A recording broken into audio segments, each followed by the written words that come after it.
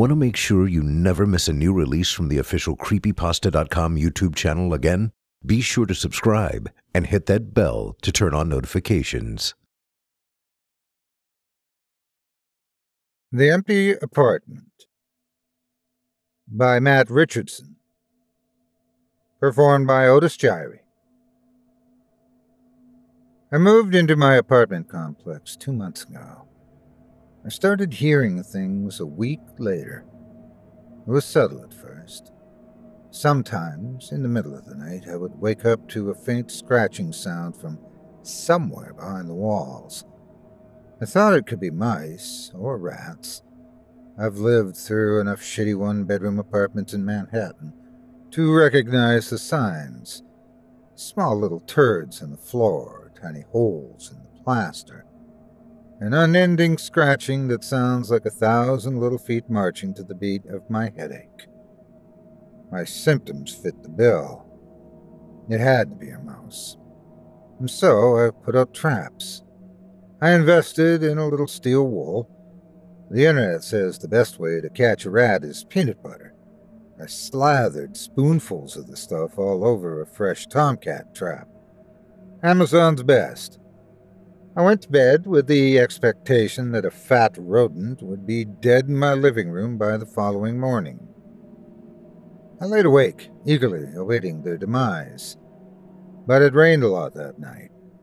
After I turned off the TV, I tried to listen for the sounds of my furry friends falling for the bait. But the storm overtook almost every sound. Cracks of thunder shook my glassware on my kitchen counter. Water got inside through the cracks and spaces between the window's framing. I had to put a towel down. The dripping started to annoy me more than the rats ever did in the first place. But somewhere underneath it all, I heard something else. Something a lot more frightening than rats. A voice whispering, "Help me!" I never really believed in the paranormal. I told people that a lot. I never saw signs or spirits like everybody else. Part of my subconscious felt like maybe this was my comeuppance. The ghosts on the street had heard me talking shit, and now they're going to come for me. Maybe just to show me who's boss, so to speak. And I had nothing for protection. Nobody to verify my experiences. I lived alone in the middle of a lightly occupied skyrise. A demon or a poltergeist could fuck with me all they wanted. And so I pulled the sheets up to my chin while the scratching started to overtake the storm, along with my rationality. The constant repetition of "help me" floated further through the walls. She started to get louder, more urgent. My fear-paralyzed mind told me that she was getting closer. I knew that was impossible, but I couldn't take it anymore. I got out of bed and marched out of my apartment, nearly stepping on the unoccupied rat trap myself. The building kept a guard on desk duty throughout the night. He didn't need to know about that voice. I hopped in the elevator with sweatpants and no socks. When it opened on the ground level, a surprised security guard waited for me behind the desk. Sir, are you okay? Can you check if the apartment next to me is occupied? The tall Hispanic man furrowed his brow worriedly as he eyed my evening wear with distaste. He wore an official-looking blue buttoned shirt with black slacks, with a radio clipped to the belt. We really should not divulge. Somebody has been screaming, "Help me," all night. I think they're in trouble, but I've never seen anyone go in there. The man looked worried as he pounded into the small laptop placed on the desk. Okay, what apartment number? 522. We haven't rented many units up there since we took over. That's what I said. Yep, 522 and 524 are empty. You have one other tenant at the other end of your floor. Maybe he heard his television. The walls here are very thin, sir, and we are actively working on the rodent issue. I think we need to call the police." The man flashed a smile that made the goosebumps on my skin slide up like candy dots, like he was prepared for the accusation, like he knew something that I didn't. His cool expression, placated onto such ordinary features, made my stomach turn uncomfortably. "Like I said, the apartment is empty. Would you like to go and see for yourself?" "I would." My willing response definitely took him aback. He punched again at the laptop nervously. I had no idea what he was typing. After a minute's hesitation, he walked past me toward the elevator. "Let's go, 522 first. I've got the key." I followed the guard into the elevator.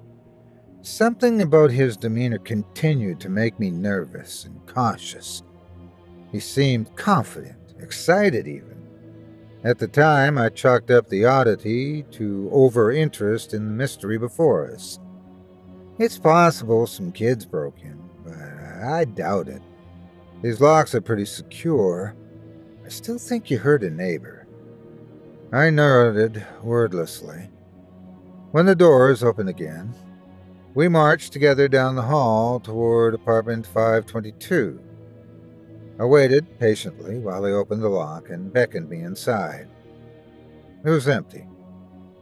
Our voices echoed across the recently finished floors and furnitureless void inside the studio apartment. I paced around and checked the nooks and crannies.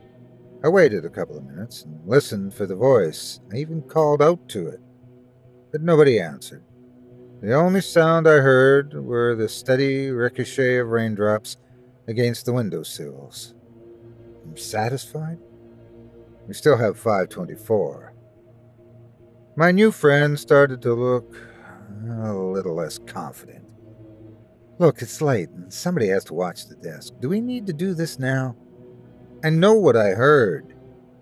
He stared at me and studied my demeanor for a moment.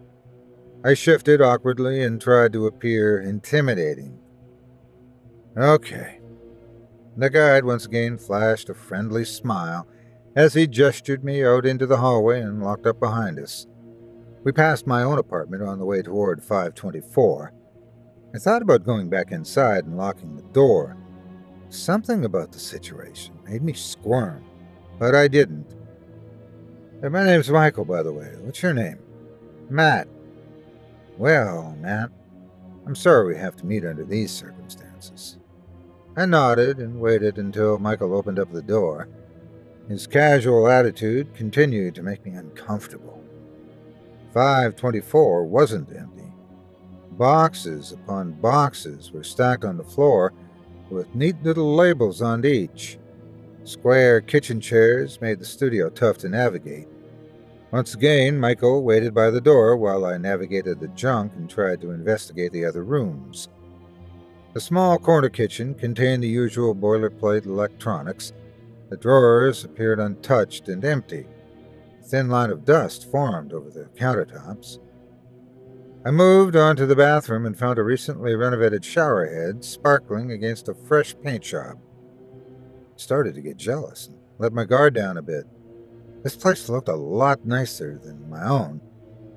I bet they would be renting it out soon. I was prepared to write the entire thing off as an odd experience before a voice spoke to me inside the bathroom. "Help me." It was closer this time, in the same room.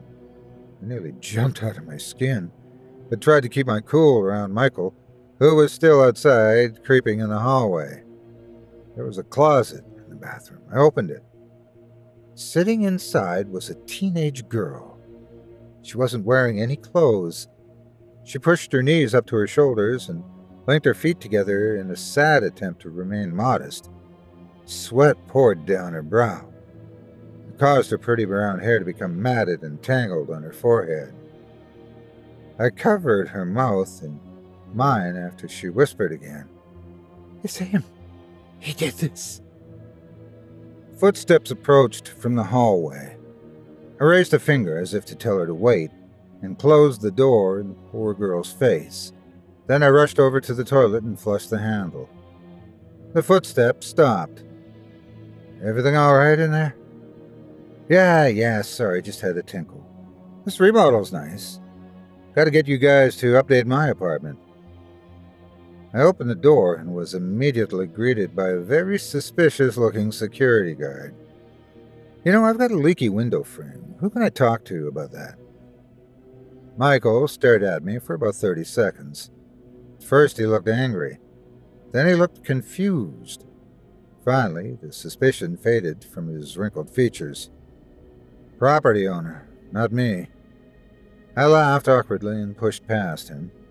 I walked into the hallway in a rush, but never bothered to look behind my shoulder as Michael followed anxiously after. I could hear him locking the door to 524 as I jetted towards my own apartment. You don't want to check anywhere else? I called out something back. I don't remember what. The adrenaline coursed through my veins so quickly that my futile attempts at being casual dissipated at the moment I got to my door. I fumbled for the keys in my sweatpants pocket. I clacked them awkwardly against the metal lock. Finally, they found a groove and the door handle turned willingly against my hand. Anything else I can do for you tonight? Michael had caught up to me. He looked suspicious again. I could sense that he might try to stop me. I had to come up with something. Sorry, man, that last trip to the bathroom didn't cut it. Too much chili last night. Gotta go. Michael guffawed over my shoulder as I opened the door and slammed it in his face. I tried to wait a few seconds before applying the chain lock. I waited for his footsteps to fade away first. I didn't want to spook him. Only then I released my hand from the handle and collapsed to the floor. The first responders arrived about 10 minutes later. I have to commend them for the speed. Part of me worried that Michael would try to run. Part of me worried he would go back for the girl. Part of me worried he might try to come after me. He didn't. Police rescued the girl from the bathroom closet. Her name was Molly. She was 16 years old. And she wasn't the only one. 7 other women were rescued from empty apartments throughout the complex. Each identified Michael as their abductor. Apparently, he kept them drugged and locked inside various rooms inside the building. He returned to visit them every night. Some were tortured, some abused. One was already dead.